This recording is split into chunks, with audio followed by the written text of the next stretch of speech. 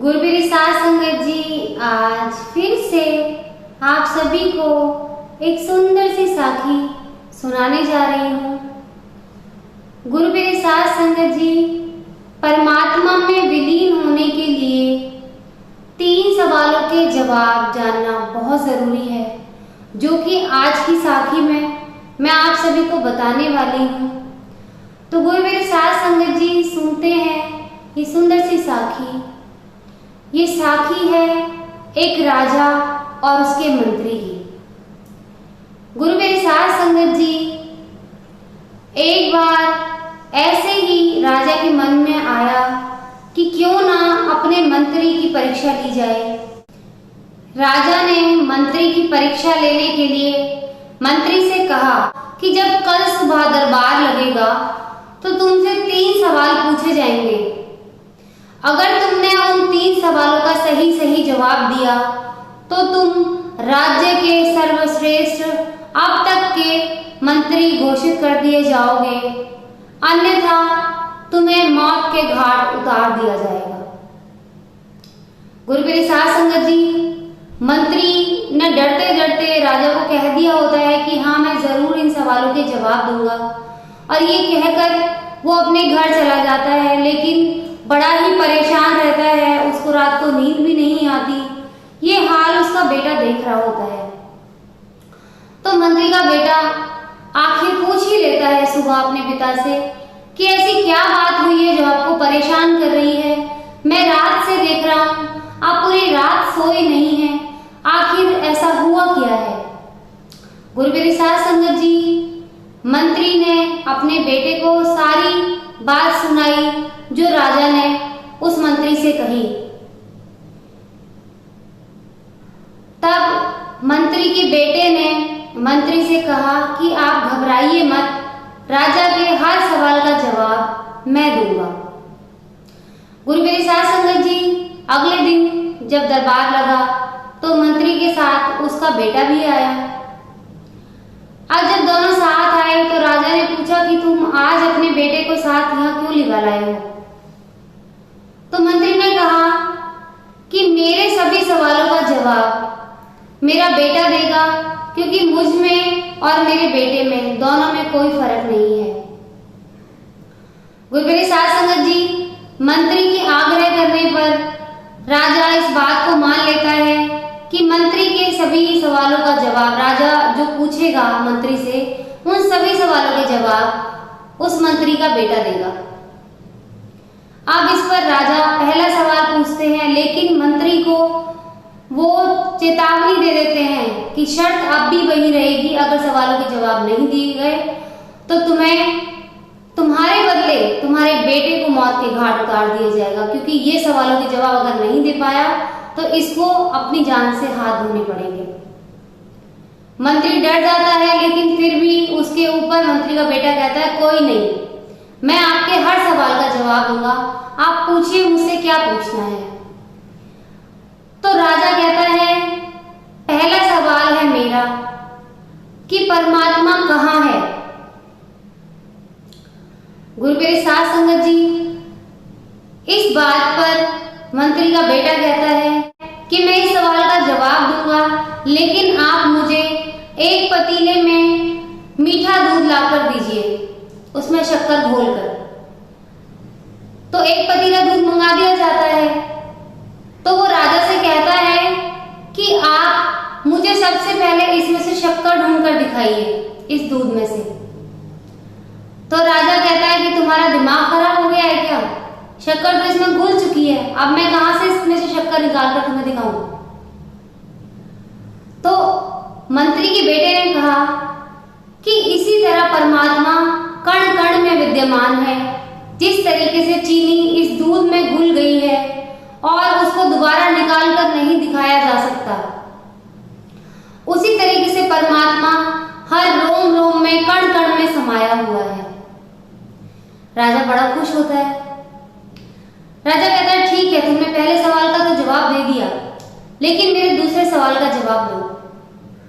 तो मंत्री का बेटा कहता है कि राजा जी पूछिए, आप क्या पूछना चाहते हैं।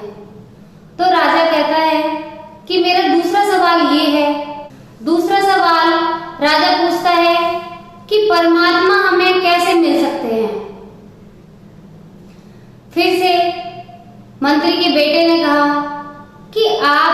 एक काम कीजिए, मुझे दही का पतीला लाकर दीजिए। उसके कहने पर दही का पतीला लाकर उसको दे दिया जाता है। तो वो कहता है कि राजा जी, आप मुझे इसमें से मक्खन बताइए, इस दही में मक्खन कहाँ है? तो वो राजा कहता है कि मक्खन तो इसको भिगोने से ही निकलेगा, मक्खन तो इसमें मिक्स हुआ पड़ा है, मिला हुआ पड़ा है। तो जब तक हम इसको मथेंगे नहीं तब तक कैसे इसमें से मक्खन निकल सकता है? तो वो मेरे साथ संगत जी, मंत्री का बेटा कहता, उसी तरीके से हमें भी सिमरन रूपी मंथन करना पड़ेगा, अपने मन को इसी तरह टटोलना पड़ेगा उस धुन में मिलने के लिए, उस परमात्मा में विलीन होने के लिए। जिस तरीके से दही में ये मक्खन मिला हुआ है और जब तक हम इस दही को भिगोएंगे नहीं तब तक हमें मक्खन नहीं मिलेगा, उसी तरीके से हमारे अंदर जो परमात्मा बसा हुआ है उसको पाने के लिए हमें सिमरन करना पड़ेगा और उस सिमरन से ही वो परमात्मा हमें मिल जाएगा। राजा फिर से खुश होते हैं और कहते हैं, मेरा आखिरी सवाल, ये ध्यान रखना कि आखिरी सवाल का जवाब तुमने नहीं दिया तो तुम्हें अपनी जान से हाथ धोने पड़ेंगे। बेफिक्र होकर मंत्री का बेटा कहता है, राजा जी आप पूछिए, आपके हर सवाल का जवाब मैं दूंगा। राजा कहता है कि अब मुझे ये बताओ कि परमात्मा आखिर कर क्या सकता है, वो क्या करते हैं, आखिर उनका क्या काम है? तो गुरु मेरी साथ संगत जी, मंत्री का बेटा कहता है कि इस चीज के लिए सबसे पहले आपको मेरे को गुरु मानना पड़ेगा, क्योंकि मैंने आपके 2 सवालों का जवाब दे दिया है। तीसरे सवाल का जवाब जानने के लिए सबसे पहले आपको मुझे अपना गुरु मानना पड़ेगा। राजा उस बच्चे की शर्त मान लेते हैं और कहते हैं, ठीक है, माना तुम्हें गुरु, आगे बताओ। तो वो कहता है कि गुरु की बात तो माननी पड़ती है, तो आप जैसे जैसे मैं कहता जाऊं वैसे वैसे करते जाइए। गुरु मेरी साथ संगत जी, उसने राजा से कहा कि आप एक काम कीजिए कि गुरु का स्थान शिष्य से ऊंचा होता है, तो जहां आप बैठे हुए हैं मैं उस राजगद्दी पर जाकर ही आपके सवाल का जवाब दे पाऊंगा। तो राजा उस बच्चे की बात मान लेते हैं, वो बच्चा राजगद्दी पर जाकर बैठ जाता है और राजा वहां जाकर खड़े हो जाते हैं जहां वो बच्चा खड़ा होता है। तो राजा पूछते हैं कि आप तो मेरे सवाल का जवाब दो कि आखिर परमात्मा क्या कर सकते हैं और क्या करते हैं। तो उस बच्चे ने मुस्कुरा के कहा कि परमात्मा यही काम करते हैं कि कभी भी किसी को ऊंचाई पर ले जा सकते हैं और कभी भी किसी को नीचा दिखा सकते हैं। तो गुरु मेरी साथ संगत जी, उस बच्चे की इस बात को सुनकर राजा बड़े खुश होते हैं और कहते हैं कि मैं तुम्हारे पिता को तो सर्वश्रेष्ठ मंत्री घोषित ही करता हूं, लेकिन आने वाले समय में तुम्हें अपने राज्य का मंत्री घोषित करता हूं। अभी से जब भी तुम्हारे पिता का अंतिम समय आएगा तो उससे अगले मंत्री हमेशा के लिए तुम ही बनोगे मेरे राज्य के।